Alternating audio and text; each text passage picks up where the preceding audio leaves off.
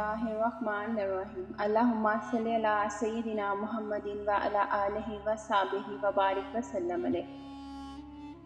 ایک دن حضرت جبرائیل علیہ السلام ایک طباق لے کر آئے جو جنت کے سیبوں سے لبریز تھا۔ انہوں نے وہ طباق حضور نبی کریم صلی اللہ علیہ وآلہ وسلم کے سامنے رکھ کر عرض کیا، یا رسول اللہ صلی اللہ علیہ وآلہ وسلم، آپ صلی اللہ علیہ وآلہ وسلم اس میں سے اس شخص کو عنایت کیجیے جو آپ صلی اللہ علیہ وآلہ وسلم کو پیارا ہو۔ وہ طباق ایک نورانی خوان پوش سے ڈھکا ہوا تھا۔ حضور نبی کریم صلی اللہ علیہ وآلہ وسلم نے اپنا دست انور اس میں داخل کر کے ایک سیب نکالا۔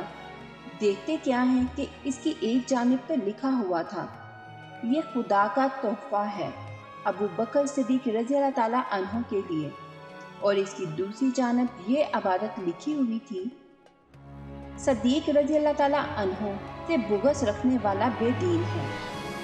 پھر حضور کریم صلی اللہ علیہ وآلہ وسلم نے دوسرا سیب اٹھایا۔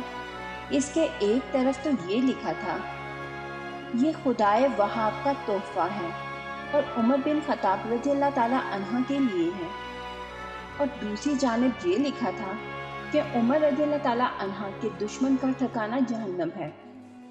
حضور کریم صلی اللہ علیہ وآلہ وسلم نے ایک اور سیب اٹھایا جس کی ایک جانب یہ لکھا تھا کہ یہ خدائے منان و حنان کا تحفہ ہے، عثمان بن غفان رضی اللہ تعالیٰ عنہ کے لیے۔ اس کی دوسری طرف یہ لکھا تھا کہ عثمان رضی اللہ تعالیٰ عنہ کا دشمن رحمان کا دشمن ہے۔